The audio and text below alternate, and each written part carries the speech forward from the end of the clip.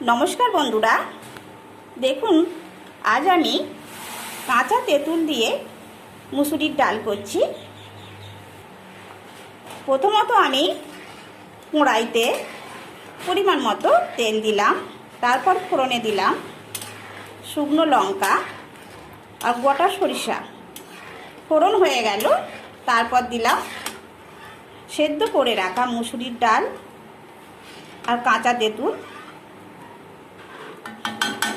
এরপর দিয়ে দেব লবণ, হলুদ গুঁড়ো।